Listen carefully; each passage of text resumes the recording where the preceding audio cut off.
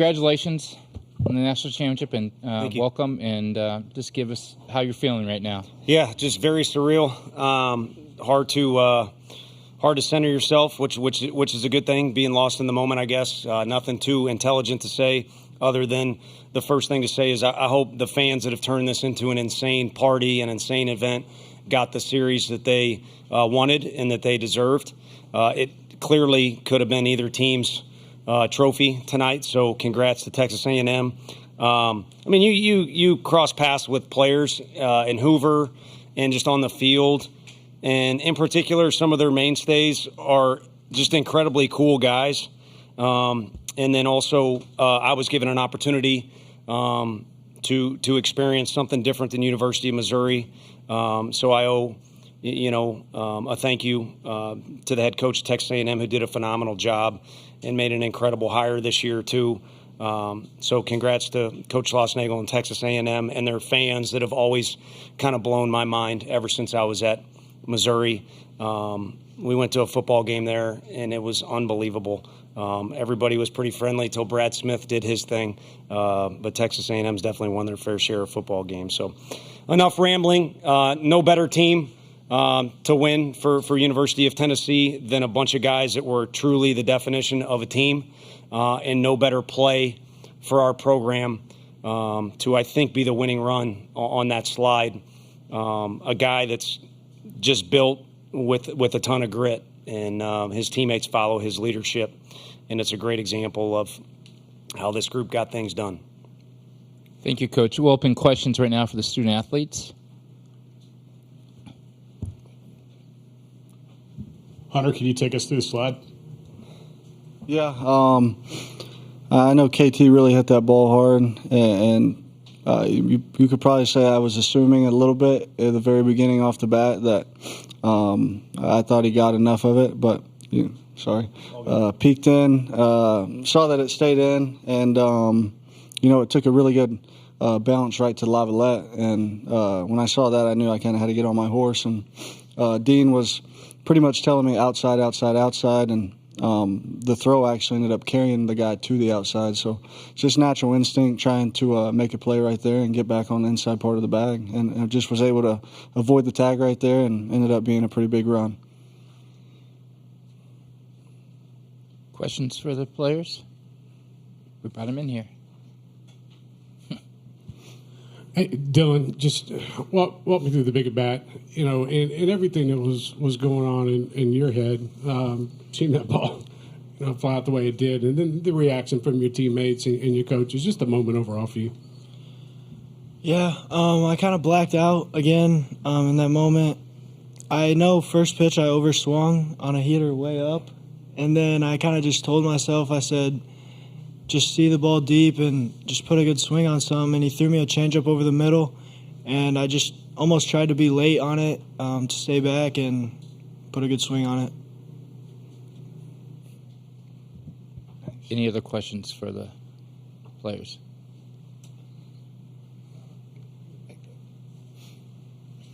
Yeah, Xander, just wonder if you could get into you and Kirby and what you guys have kind of been through together, and for you to both play key roles in this game, what that means. Just surreal. I mean, that guy has been here for 5 years in this program, and it's basically come from the ground up. I was blessed to get an opportunity to play here for the last 4 years, along with the guy next to me as well. And Coach V said earlier, just grit. I mean, we just had unfinished business, especially this being the third time we've been here in the last 4 years. 21, we didn't do so well. 22, you can arguably say that's the best college baseball team ever. 23, we got to experience winning at least a game here, but the job just wasn't finished. And 24 just felt a little different, and I'm blessed just to get the job done. Last question. Do you want another one? Xander, when Tony gives you the ball, whether that be the third game of the series, third game of the weekend, whatever that might be, how much confidence has he instilled in you over your years at Tennessee? Even just your time, even going back to maybe your senior year in high school when you were being recruited or whatnot. Just your thoughts on Tony Vitello and the journey you guys have been on. Oh, man, that's a long list right there, but I guess I got to say good things since he's sitting right there. But yeah, that man's like a father figure, to be honest. I mean, I was blessed enough to have him recruit me, growing up in a single mother household, and talking to this man mostly every day and every week. He was just like a father figure to me, and I went on my recruiting visits, and I bought a hat here in the alumni Vol shop, and I go back home and I realized that out of all the recruiting visits, the only thing I bought was a Tennessee hat. So it just felt like home, and I'm glad that we finally got it done, and I couldn't be more happier for this program and the way it's been built. And I know I see Danny White back there, so I'm going to put it out there. I hope there is a lifetime contract coming soon for Coach Vitello.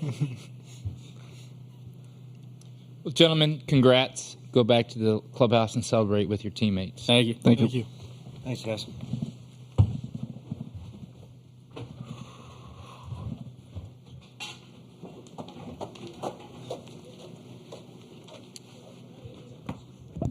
Okay, we'll open up questions for Coach. Tony, there's been a lot of talk tonight about grit or blue collar, and just how have you tried to embody that in the program and bring those kinds of players to Knoxville to get a moment like this one? Yeah, I think we've tried to build a support staff that kind of has that image. I mean, when we first came to Knoxville, you're looking at came from Arkansas, arguably the best fans in the league and best stadium, huge crowds, winning tradition. Florida's got in-state players. Vandy's got their niche going on. Mississippi State's facility's incredible. Coach Bianco turned that thing into a monster. Like, there's all the LSU's traditions as good as, if not better than everybody's. So, like, how are we going to compete? And that was kind of our answer when we had that long conversation. So we had to start filling in the people that we wanted to hire. And fortunately, there were some good baseball people that left the program, but we had a clean slate. So the people that we brought in, we wanted them to be self-made people. And I talked about it. Frank started out on laundry, down at Howard Junior College. And the last guy we hired was probably the best guy in Quentin Eberhardt. And the administration was very frustrated with me. We got hired, I think, in July. We did not hire a strength coach until late October, I believe. And it was just taking our time, making sure we got the right guy who fit those things. And if you look at the NCAA rules, no one's going to spend more time around your players than your strength coach. Academic coordinator and trainer are probably second and third. And like I said, might be the best hire out of that whole deal, even though Frank and Josh are obviously incredible. And we've sprinkled in guys that have played in our program. And, our first year here, Ross Kivitt gets thrown out. And, and I'm in there being an idiot too, and we probably all just look like idiots. But we kind of had a theme going there that we needed to find a way to make this thing work. And that freight train got going, and it never really slowed down until it really got out of control, to be honest with you. But that was our niche. We got to play with some attitude. We got to play with some grit. And we're going to have to get some guys that maybe don't want to say yes to a school with a better winning record than us. And guys like that, like Simo and some others with some attitude, have done a lot for this program.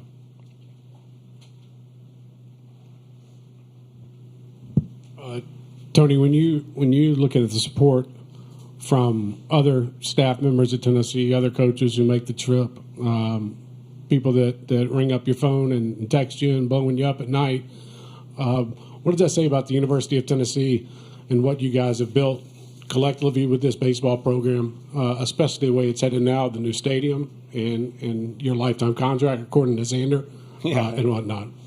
Well, my brain is not working, and you guys have a job to do, so I try and say things that will help you with that, and then it gets thrown back on me. So yeah, I got a good text message last night from a non-Tennessee fan, but I brought up Texas A&M because, man, we went down there and played, and it was going on at a couple other ballparks in the Big 12 too. But I was like, this is what I want. This is what I was a little kid, and so to that magnitude is what I saw at DeSmet High School. The packed gymnasium and the basketball games. It was so hot in there, and it's full, and everyone's cheering like crazy. I just like that unity. I mean, that's why I'm a music fan, and you are too. You go to a concert, and everybody knows the words. I love unity, and that's why, to me, this is the perfect team to have won, which I was trying to say in a little better words because they were so close in the definition of unity.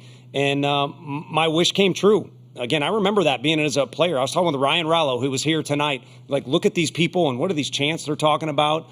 And now I get to live that out. I did it as an assistant at Arkansas, and because Coach Van Horn gave me that opportunity and also helped lead me along the way. I mean, the one thing I'd like to say, and I think some of them appreciate I hustled around down there, and most of them hate me, which is fine. But what they need to realize is their program definitely had a hand in what happened tonight. There's no question about that. So I'm thankful for my personal opportunity. But guys like Xander and Dylan are benefactors of who I think is the best coach in the country. And Coach Van Horn is who I'm talking about. But Tennessee came calling, and I knew a little bit about it. I knew it had those ingredients, but I've been blown away at how friendly everybody is, how involved everybody is. And loyalty is a very important word to everybody, but especially to an Italian fella. And I don't know that there's a more loyal fan base and really just community when you're in that state. Any other questions for Coach? Tony, the other night you talked a little bit about how you said college baseball's kind of become a monster and really growing. What is this series with two teams that had never played in this series before, giving fans such a great series, mean to the sport for years to come, and where do you see the sport going down the road? It's got to drag more people into this thing. The crowds were insane. I don't know who had more people or who were more loud, but there are two fan bases that are always hungry for wins, but because, like you said, they hadn't been here before, it kind of sets the stage for what's going to happen in the future. Unfortunately, some of the rules mean the rich get richer, but everybody's got an opportunity to get in the tournament and then advance here. And you've had programs like Gary Gilmore's Coastal Carolina do their thing. But I think there's going to be a parity there. And, a reporter asked already about winning down the road. And it's like this league and the ACC who was represented here and some of these programs are going to be built up because of the portal and other things that go on. You better be ready to take your lumps because you hopefully can dish some out, but you're certainly going to take some as well. And then, again, just the star power. One of you all used that word last year with guys like Dylan Cruz and some of these other fellas. I mean, insane talent that you're able to come watch at this level. Hopefully that answered that question. Do we have any more? Mitch. Coach, you mentioned playing with attitude and grit and how that had to be a recipe for Tennessee. The fact that you guys are Tennessee, a huge institution with all kinds of athletic history and success, and that had to be your recipe to to get here and get to this point and get over in the SEC. What does that in itself say about the league, about the SEC, and how deep and difficult it is to win in this sport and in other sports too?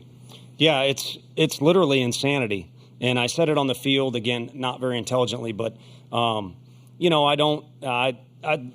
would rather just be me, I honestly don't like phony conversations or, you go to a restaurant and the waiter's got the voice, they change their voice. Hey, how can I help you? I don't want to be somebody I'm not.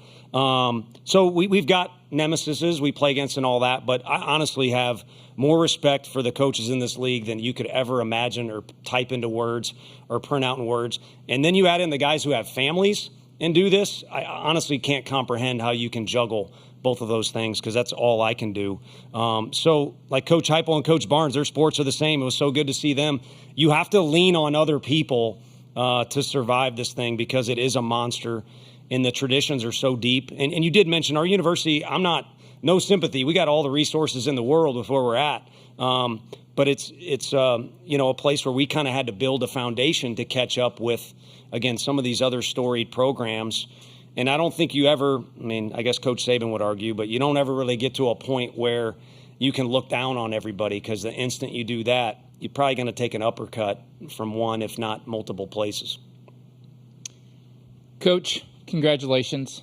Thank you. For the great, and just congratulations on this national championship. Thank you. I appreciate it. And thank you so much to everybody that ran this thing the way it does and the people that cover our sport too, because we got great people to cover, but you got to do it and get people's attention. So thank you so much. Congrats. Thank you. Appreciate it. Yeah. That was our compliment to you, Roots.